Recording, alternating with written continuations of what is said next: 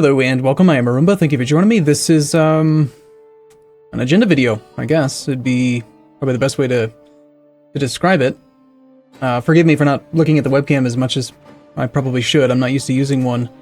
I very rarely actually put webcam footage up on the channel, but, it seems just like the most appropriate thing for me for this agenda video.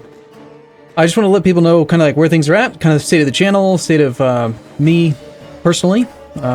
Hopefully this music is not too loud. I'm not really sure. Let's go down to like 5%. It should be better. So I got into a car accident a couple days ago. I mentioned it on Friday night when I did my stream. The car accident was Thursday. It was a head-on collision. There were 8 people in my car. I was the driver. Car's totaled. 2 people were injured outside of me. My foot is very, very injured. It hurts a lot. Slammed on the brakes really hard, and my foot's all black and blue and bruised, and I don't know. I don't think I broke any bones, but yeah. So anyway, for those who are interested in exactly like why or how it happened, I kind of explained it a little bit on Friday night, but stop and go traffic. Driving down the fast lane, approaching a red light that turned green. There was a car waiting at the red light at the time. This is probably about the 20th or 30th time that had happened. And, you know, it's pretty common. You stop at the red light, then you go when the light turns green. And you maintain speed if the light turns green before you arrive. And 99 times out of 100, the person who's sitting at the red light will accelerate rather quickly if they're in the leftmost lane. Because they're in the leftmost lane, because they usually want to get where they're going, right? They're passing people, they're using the leftmost lane, which is the passing lane.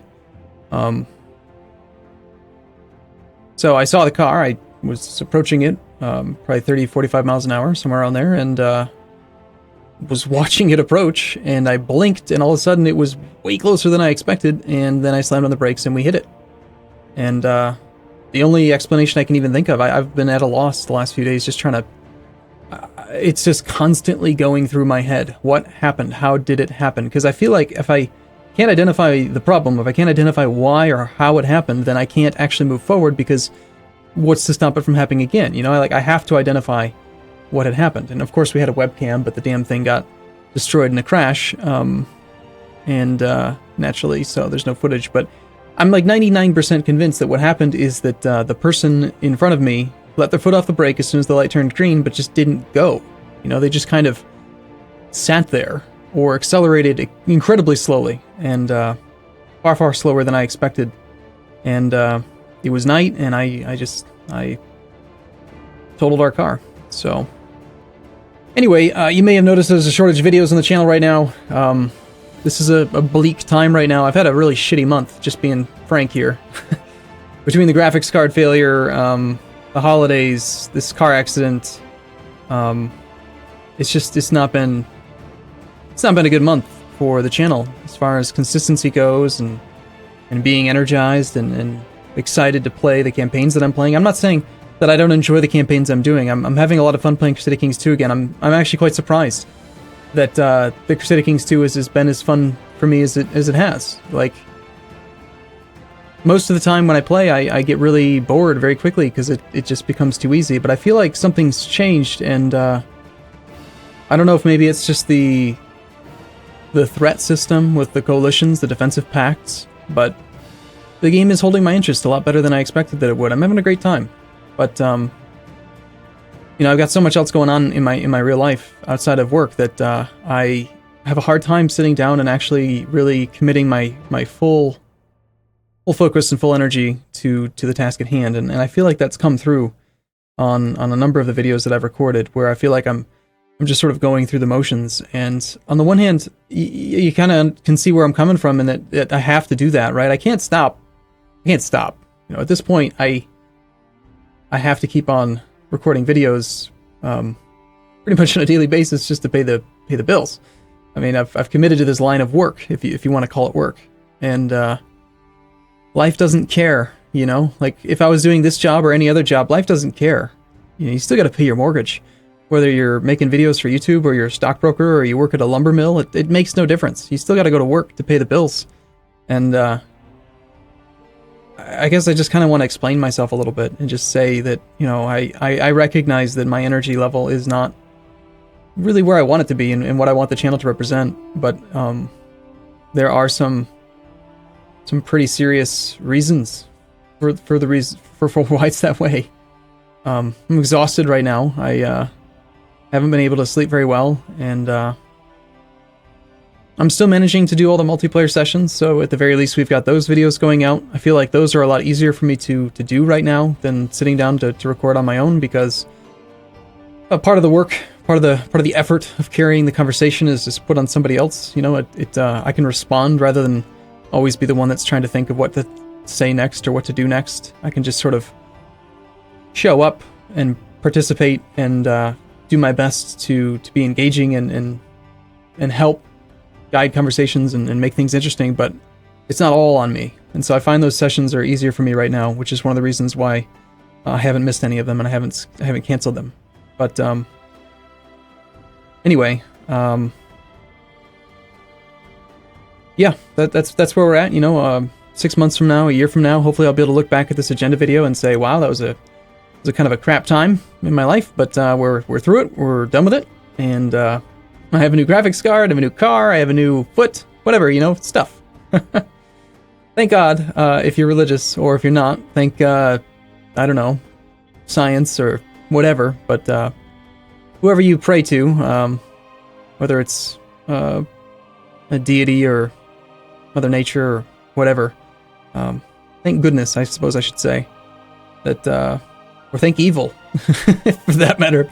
I don't know, maybe you're a Satanist or something. I don't care. You know what's funny about Satanism is that when you hear the term Satanism, the thing that immediately comes to mind for me at least is devil worshippers, right? People who are like crazy, like you would assume they're like the exact opposite, the polar opposite to God worshippers, right? But that's not true at all, right? Like if you go actually look up Satanism, like it's actually a pretty interesting religion. Anyway, that's a complete side topic. See, I can't completely change who I am, right? I still can do that kind of stuff. Happens all the time. But anyway, I was trying to say, thank goodness that no one was seriously injured. No one was unable to walk away from the accident. Although I will say, I was very angry that 3 out of the 8 people in my car were not wearing their seatbelts. Granted, only one of them was mine. But it's one of those things where you feel like you're the bad guy, and you just get so tired, so tired of arguing and yelling at your kids to do things. Being a parent is really hard. It reminds me, a lot of times I'll find myself saying and doing things, and it just makes me think of my own childhood and my dad saying the exact same thing, and finally understanding what he felt like when he was saying some of these things. It's like, you don't want to be that guy. You don't really want to be mean or like yell or you be so strict on certain things, but you have to. You know, like I swear, I tell my kids every single time we get into the car to put their seatbelts on, and I usually, for a huge majority of their lives, I've put the seatbelts on myself just because I want to guarantee that they do it, because they'll act like they're morons and they can't do it themselves. I can't. And it's like, yeah, you can. You haven't even tried. But, it's just, you know, I don't know. I really don't have any scripted or planned thoughts for this episode or this video, this agenda. I'm just staring at my monitor, trying to look at the webcam occasionally. It feels so strange to actually look into this little dot in the center of a camera. I feel like I'm staring into somebody's soul on the other side of the camera. My gaze penetrating you. Creepy, huh? Anyway. So yeah, it makes me think of my dad and makes me miss him and just sort of appreciate that, I don't know. I think that if you don't feel like that, at least some of the time, then you're probably not doing a very good job as a parent. That you can't be the good guy. You can't be their friend all the time. You have to be strict. You have to lay down the ground rules and teach them. And my son, Nicholas, he said something so stupid after the accident. I didn't say anything to him because we were still just getting out of the car and we were like standing in the middle of a highway with traffic, and like he's in shock and he's just saying whatever comes to mind. And that little shit says, "Well, Dad, I'm never going to argue with you again about wearing my seatbelt." And I was just thinking, Nicholas, you shouldn't have had to argue with me in the first place. I've never once had to tell you not to stick your finger into an electrical socket, and yet you don't try doing that. So that's the thought that went through my mind at that exact moment was, why do you have to be in a car accident before you just trust your father? It's like, I told you to do it because it's the right thing to do. Please just do it. Don't challenge me on it, or tell me that now that you've been in a car accident, now you recognize the importance of a seatbelt. That's just, oh, it's okay. Okay. He's a child, and I actually attribute most of it to, he wouldn't stop talking. He just kept talking, and that's like, Nico, you just gotta calm down, kid. Like, relax, okay? Talk 10%. Say 10% of the things that are going through your mind right now. Just slow down. I understand that you're in shock, and never been in a situation like this before, but oh man. Anyway, I'm gonna get some rest. I'm gonna try to get back to my normal schedule. It just seems like stuff just keeps going wrong, and I keep on finding ways, new and inventive ways to fall behind. But I hope you understand that the extenuating circumstances that are leading to this situation are temporary, and it's not like the channel is gonna stop being a major focus in my life or anything. It is still the thing that I enjoy doing the most right now. It's one of the reasons why I made the plunge a while back, a long time ago, and actually made the decision to make it into a career, into a job. When I say career, I do mean long term. Like, I don't intend to stop anytime in the next few years unless the environment or the situation just changes on me drastically. I don't know what might happen, but you can't predict the future. Wouldn't be an episode of wouldn't be an Arumba video if I didn't mention the insurance industry, right? I remember back in the insurance industry, we used to have a thing that would come up quite often. Newer agents, they would always say things that were so stupid to us, people who had been around for a while. They'd say things like, well, what happens if the government steps in and they change the way that insurance works? What if they change how what if this Affordable Care Act comes in and just changes Medicare completely? This was a few years ago, right? Back when I actually sold insurance, and it's like, yeah, what if the sun explodes? Like, who gives a shit? Like, don't worry about it. You embrace that when you get there. You know what you'll do is you'll just adapt or die, just like every other person. And there's no reason to worry about it. No, nothing to think about. There's no. Usually, 99 times out of 100, the agents who would say things like that would always fail, and they'd fail the industry, because what it comes down to is that they would voice those concerns because they were trying to find an excuse to not do well. They were trying to justify their inability to perform, and then it was an escape mechanism for them mentally. Like I said, I have no intention. I have no plans for this episode. I don't know how we got on this topic. I'm just talking now. But we're not over 20 minutes yet, so we can keep going, right? But yeah, the agents would be trying to find an excuse for failure. Because if they could come up with an excuse for why they didn't want to stay in the industry, in this case, the example being that they're scared that the environment or the situation is going to change. It's not a stable environment to dive into as a career, right? That would be their reason for quitting. If they can come up with an excuse like that, then they didn't fail mentally. They as the protagonist of their own life, their own story, they did not lose. They did not fail the industry. They chose. They made the conscious decision to not do it. When the reality is, from everyone else's perspective, the people who were actually in the insurance business, that was a failure of an agent. They would come up with any excuse possible to not succeed. And how does this all relate to the insurance? Sorry, to the YouTube or the content creation industry? I think it's the exact same thing. I can't predict the future. I could find out in a month that on top of having my car totaled and my graphics card fail and whatever else happens in the next couple days, now I'm just really kicking myself, because it's almost like I'm challenging some deity out there to to make it worse. I feel like I'm Lieutenant Dan. Is this the best you got? You call this a storm? Anyway, where was I? I was talking about something.